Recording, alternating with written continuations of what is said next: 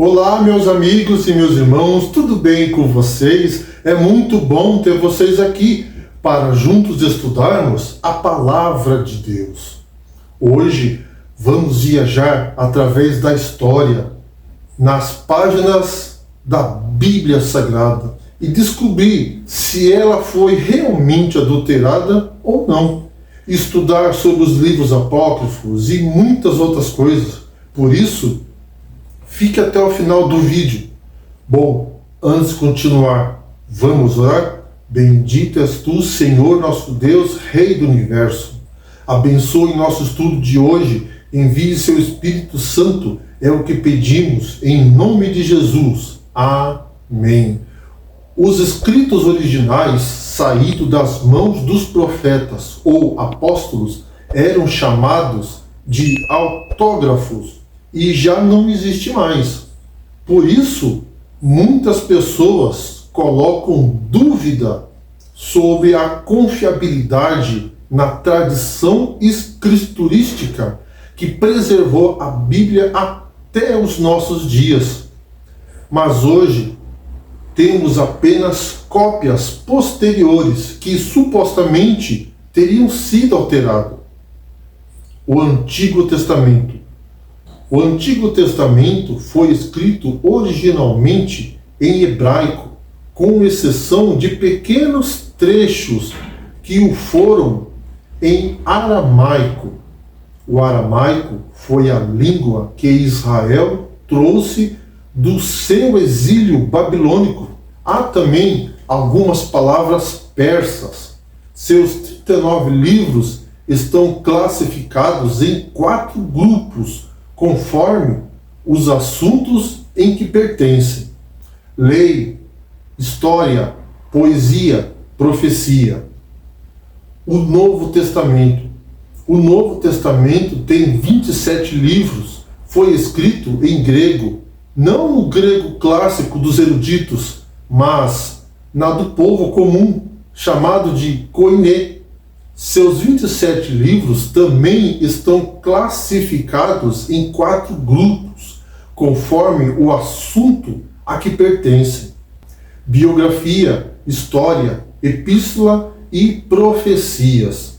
Em nosso credo, afirmamos decisivamente ser a Bíblia a inspirada, inerente, infalível, soberana e completa palavra de Deus. Nesse inegociável e intransferível dogma baseia-se o cânon das Sagradas Escrituras. A canonização, oriunda da palavra grega kanonizen, que entre outras coisas significa tornar santo, é o processo que levou ao reconhecimento dos livros que compõem a Bíblia como singularmente inspirada por Deus. A Bíblia, como o nosso cânon, por excelência, arvora-se com a nossa única regra de fé e conduta, pois a temos como a infalível palavra de Deus. 2 Pedro, capítulo 1, verso 20 e 21. Manuscritos são inscrições do texto sagrado compilados em tinta em estruturas como papiro, pergaminho, em forma de rolo ou codex. As tabuinhas de barro eram usados não só na antiga Sumária, já em 350 a.C., como também por Jeremias 17, verso 13, e por Ezequiel capítulo 4, verso 1. As pedras também eram usadas para fazer inscrições na Mesopotâmia, no Egito e na Palestina, para gravação, como por exemplo, do Código de Hammurabi, dos textos da Pedra de Roseta e da Pedra Moabita, como também por escritores bíblicos. Êxodo 24, verso 12, Êxodo 32, verso 15 e 16, Deuteronômio 27, verso 2 e 3, Josué, capítulo 8, verso 31 e 32. O papiro foi usado na antiga Gebal, e no Egito por volta de 2100 a.C. Eram folhas de uma planta que se prensavam e colavam para formar um rolo. Foi o material que o apóstolo João usou para escrever o Apocalipse. Apocalipse 5, verso 1. E suas cartas, 2 João 1, verso 12. Pergaminho surgiu pela primeira vez em Pérgamo, cidade grega da Mícia, daí a origem do seu nome. O uso desse material se expandiu devido ao monopólio imposto pelos exportadores do papiro.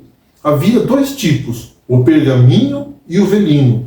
O primeiro era como o couro de animais menores, como as ovelhas, as cabras, e o segundo, como bois e antílopes, o que encarecia o produto, diminuindo a sua utilização. Paulo se refere ao pergaminho em 2 Timóteo, capítulo 4, e o verso 13. Ferramenta de escrita, estilo ou estilete simples, feitos em pedra talhada, no formato de ponta de lança e usado sobre tabuinhas de argila ou cera. Alguns autores bíblicos também a denominavam pena, estilete, ponta resistente, ponta feita em ferro ou diamante, usados em material de metal, Jeremias 17, verso 1. Cinzel, ferramenta feita de ferro ou chumbo para escrever sobre pedra. Jó se refere ao cinzel como pedra de ferro, Jó 19 e o verso 24. Canivete, Jeremias usa a expressão canivete de escrivão, que era usada para documentos oficiais. A tinta era o material que acompanhava a pena e ficava no tinteiro. A tinta era usada para escrever em papiro, em couro, em pergaminho ou velino. Vê-se, desse modo, que todos os materiais e instrumentos disponíveis aos escritores do mundo antigo também estavam à disposição dos escritores da Bíblia Sagrada.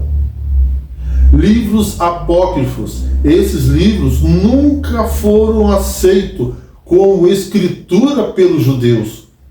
A evidência cristã mais antiga coloca-se de modo decisivo contra a visão dos apócrifos como escritura. Não existe nenhum sinal nesses livros que ateste origem divina. Tanto Judite como Tobias contêm erros históricos, cronológicos e geográficos. Os livros justificam a falsidade e a fraude e faz com que a salvação dependa de obras meritórias. Eclesiástico e Sabedoria de Salomão inculcam uma moralidade baseada em conveniência. Em Sabedoria 11, verso 17, ensina a criação do mundo a partir de matéria pré-existentes. Eclesiástico 3, verso 30, ensina que dar esmolas propicia expiação pelo pecado. 3, verso 30. E em Baruque 3, verso 4, se diz que Deus ouve as orações dos mortos. E em 1 Macabeus há erros históricos e geográficos. O Concílio de Trento não foi senão em 1546, no Concílio de Trento, que a Igreja Católica Romana declarou oficialmente que os apócrifos fazem parte do cânon. É significativo que o Concílio de Trento foi a resposta da Igreja Católica Romana aos ensinos de Martinho Lutero e da Reforma Protestante, que se espalhavam rapidamente, e os livros apócrifos contêm apoio para o ensino católico da oração pelos mortos e de justificação pela fé com obras, não pela fé somente. Ao declarar que os apócrifos são parte do cânon, os católicos romanos estariam alegando que a Igreja tem autoridade para designar uma obra literária como escritura, Enquanto o protestante tem sustentado que a igreja não pode levar nada a se tornar escritura, mas apenas reconhecer que Deus já determinou que fosse escrito como palavra dele próprio. Assim, os escritos dos apócrifos não devem ser considerados parte das escrituras. Primeiro, eles não atribuem a si mesmo o mesmo tipo de autoridade que tem os escritos do Antigo Testamento. Segundo, não foram considerados palavras de Deus pelo povo judeu do qual se originaram. Terceiro, não foram considerados escrituras por judeus nem pelos escritores do Novo Testamento. Quarto, contém ensinos incoerentes com o restante da Bíblia. Os livros apócrifos nunca fizeram parte do cânon do Antigo Testamento e não devem ser encarados como parte da Bíblia. Portanto, não tem autoridade compulsória para o pensamento nem para a fé dos cristãos de hoje. Manuscritos do Mar Morto.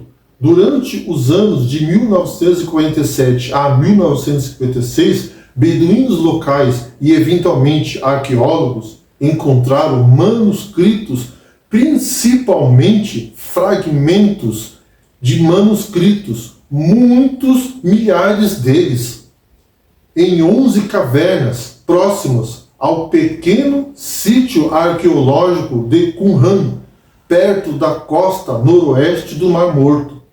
Afirma-se que partes de todos os textos da Bíblia hebraica foram encontradas nas cavernas ao redor de Qumran, exceto o livro de Esther. A maioria dos manuscritos do Mar Morto que sobreviveu foram copiados entre cerca de 250 a.C. e 60 d.C. A datação é estabelecida por análise paleográfica comparativa, o estudo de estilos de caligrafia e datação por carbono 14. Esses manuscritos foram guardados nas cavernas de Qumran antes da queda de Jerusalém, no ano 70 d.C. O significado dessa descoberta tem a ver com a precisão em detalhes dos manuscritos do livro de Isaías, que está completo. Esse rolo datado de 2.300 anos antes de Cristo. Se compararmos com o livro de Isaías na Bíblia hoje, é a mesma coisa. E o que isso nos mostra? Demonstra a precisão incomum dos copistas das Escrituras. Eles não adulteraram o texto bíblico. A descoberta nos manuscritos do Mar Morto confirma aquilo que as pessoas que creem na Bíblia sempre souberam, ou seja, que a Bíblia, tal como temos na atualidade, é um texto que passa nos testes de fidelidade, apesar dos ataques contra ela. A palavra de Deus permanece para sempre. Vamos ler 2 Samuel 22, verso 31?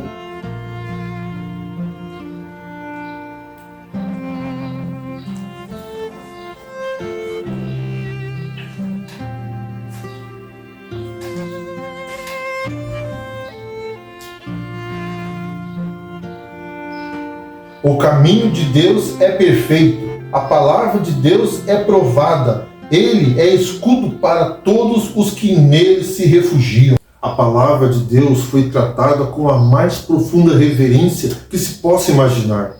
Eles desenvolveram um complicado sistema de contagem dos versos, das palavras e letras do texto como salvaguarda contra quaisquer deslizes dos escribas.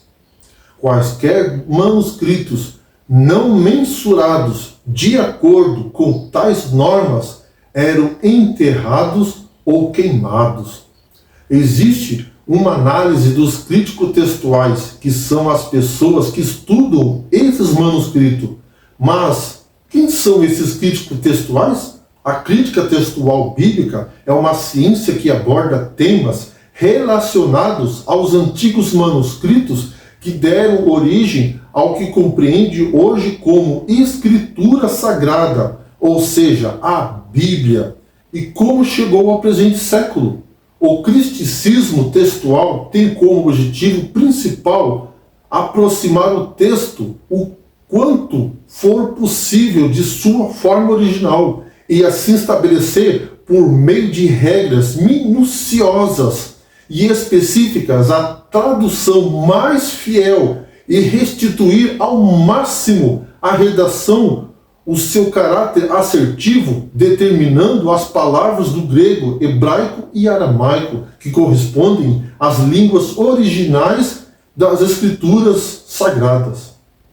Para sua edição e tradução em diversas línguas, em análise crítica textual, entre a cópia e o original, mais fiel é esse documento. O intervalo de tempo entre cópia e original. Plínio, o original e cópia dele é de 750 anos. Imperador romano Júlio César, original e cópia, 1000 anos. Historiador Heródoto, 1400 anos. Platão, original e cópia, 500 anos. E não vemos ninguém questionar se os escritos de Platão foi adulterado pelo intervalo de tempo de 500 anos entre a cópia e o original. E o intervalo de tempo entre cópia e o original do Novo Testamento é de 25 anos. A ciência diz que quanto menor o intervalo de tempo entre cópia e o original, melhor é a precisão do documento. E isso a mídia não divulga. Maior o número de cópias.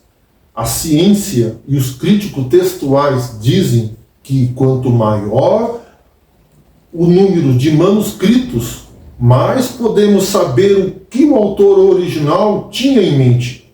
Por exemplo, do autor de Plínio, temos 7 cópias. Júlio César, 10 cópias. Historiador Heródoto, 8 cópias. Platão, 7 cópias. Homero, a Ilíade de Homero, 643 cópias. E sabe quantas cópias existem só do Novo Testamento? 5.700 cópias. Os eruditos conseguem perfeitamente, ao analisar todas essas cópias, que o texto está preservado e que existe nas cópias são algumas variantes textuais, algumas diferenças de palavras, mas não afeta em nada na doutrina bíblica. Como que um estudioso consegue reconstruir a ideia original de um autor? Eles pegam manuscritos antigos e em grande quantidade e fazem a comparação com os atuais que temos hoje. Do ponto de vista científico, a Bíblia é o livro mais antigo e mais preciso que existe.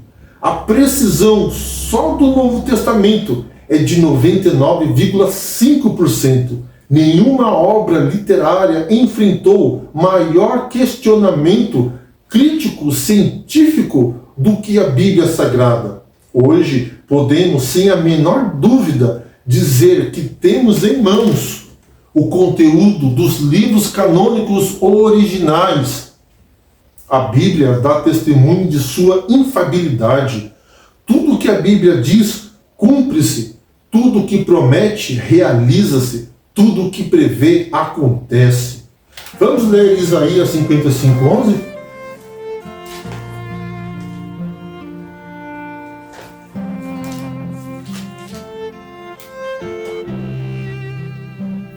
Assim será a palavra que sair da minha boca, não voltará para mim vazia, mas fará o que me apraz e prosperará naquilo para que a designei. O que é a infalibilidade? É a qualidade ou virtude do que é infalível, é algo que jamais poderá falhar. Eis porque a palavra de Deus pode ser assim considerada. Primeiro, suas promessas são rigorosamente observadas.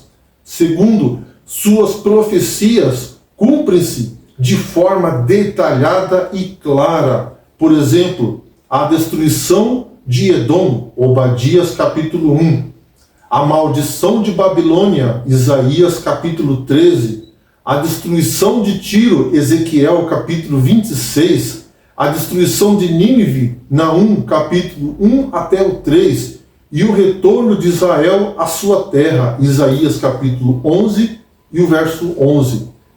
Daniel capítulo 2 e o capítulo 7 descreve a história do mundo com antecipação. Terceiro, o plano da salvação é executado apesar das oposições de Satanás. Nenhuma de suas palavras jamais caiu, nem cairá por terra. Profecias preditivas. A Bíblia tem profecias preditivas, ou seja, a Bíblia prediz coisas com antecedência e acontece. Não tem como dizer que um livro humano pode predizer tantas coisas com exatidão. Foi predito a época do nascimento de Jesus, 700 anos antes dele nascer, Daniel capítulo 9. A cidade em que ele iria nascer, Belém, 500 anos antes, Miqueias 5, verso 2.